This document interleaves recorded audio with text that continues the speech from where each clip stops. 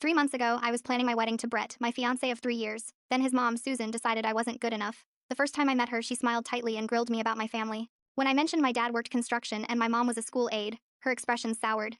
Brett told me she was old-fashioned and promised he didn't care about status. But after we got engaged, Susan inserted herself into every decision. The venue I loved was too shabby. The catering wasn't the kind of food their family served. My dress looked cheap. Brett kept saying it was easier to let her have her way than argue. Little by little, the wedding stopped feeling like mine. Then came the dinner with Susan's friends Rita and Angela, where I realized I was being evaluated. Rita asked where I summered as a kid. I laughed, thinking it was a joke, and said we camped or visited my grandma in Ohio. The table went silent. Later, Susan cornered me in the kitchen and compared me to Brett's ex, Melissa, who had connections and a Hamptons vacation home. Then Susan dropped the mask. My background would embarrass Brett. I lacked refinement and I'd drag him down. I told Brett what she said. Instead of defending me, he claimed I misunderstood her tone. A second, clear the air dinner turned into another ambush. Susan leaned in while Brett stepped away and hissed, "You're nothing without my son. He can do so much better." When I cried, she rolled her eyes. Brett believed her version. I gave him one choice. Cut contact until she respected me, or the wedding was off. Brett chose his mother.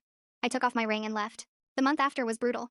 I slept on my best friend Angela's couch, forgot to eat, and stared at apartment listings like they were a foreign language. Eventually, I signed a lease on a tiny one-bedroom, bought the basics, and buried myself in work. It paid off. I earned a promotion and a raise. Then I met Matt at a party. He was calm, normal, and kind. No status games, no family approval.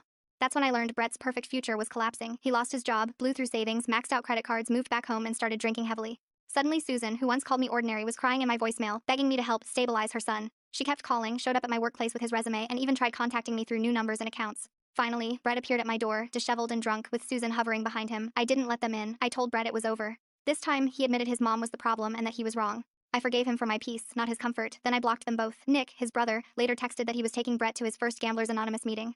The wedding would have been next weekend. Instead, I got my life back.